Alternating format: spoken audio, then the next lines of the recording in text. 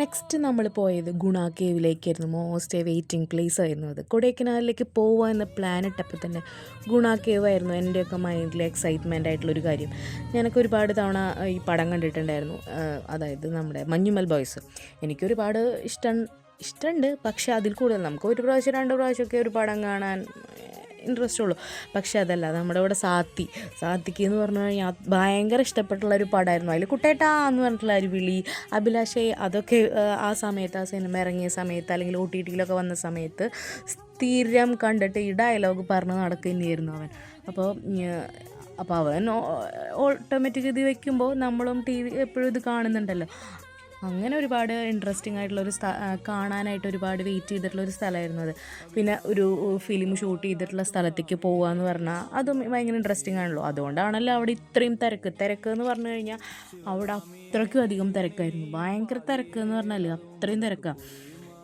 അതുപോലെ തന്നെ ആൾക്കാർ ഫോട്ടോസ് എടുക്കലും ലഹള, ഓളിയിടുക, വവ്വാലിൻ്റെ സൗണ്ട്, അതൊക്കെ അവിടെ നമ്മൾ സിനിമയിൽ കാണുന്ന പോലെ തന്നെ ഉണ്ടായിരുന്നു. പിന്നെ ആൾക്കാർ മെയിനായിട്ട് അവിടെ നിന്ന് ഫോട്ടോസ് എടുക്കുക, വീഡിയോസ് എടുക്കുക. പിന്നെ അവിടെ ഫോട്ടോ എടുക്കാൻ വേണ്ടിയിട്ട് ആൾക്കാരുണ്ട്. അങ്ങനെ നമ്മൾ ഫോട്ടോസ് എടുത്തിട്ടുണ്ടായിരുന്നു കേട്ടോ. അത് ലാസ്റ്റ് നമ്മളിതിൽ കാണിക്കുന്നുണ്ട്. അങ്ങനെ മൊത്തം തിരക്ക് തന്നെയായിരുന്നു. പിന്നെ പോരാത്തതിന് അവിടെ ആൾക്കാർ തീരെ ശ്രദ്ധിക്കാണ്ടൊക്കെ അപകടം പറ്റുന്ന രീതിയിലൊക്കെ അവിടെ ഫോട്ടോസൊക്കെ എടുക്കുന്നുണ്ട് കേട്ടോ. അവിടെ അങ്ങനെ പോകാൻ റെസ്ട്രിക്റ്റഡ് ആയിട്ടുള്ള ഒരു ഏരിയ വെച്ചിട്ടുണ്ട്. അതിൻ്റെ അവിടേക്ക് കാലൊക്കെ വെച്ചിട്ടും അങ്ങനെയൊക്കെ ആൾക്കാർ ഫോട്ടോ എടുക്കുന്നുണ്ട്. എന്തിനാണ് അങ്ങനെ എടുക്കണേന്നറിയില്ല. അങ്ങനെയും കുറേ ആൾക്കാർ അവിടെ ഉണ്ടായിരുന്നു. പിന്നെ കുറേ നിറച്ച് പൈൻ മരങ്ങളും കുറേ നിറച്ച് മരങ്ങളായിട്ടുള്ളൊരു കാട് പോലെ തന്നെയായിരുന്നു അവിടെ. നല്ല തിരക്കെന്ന് പറഞ്ഞാൽ അത്രയും തിരക്കായിരുന്നു.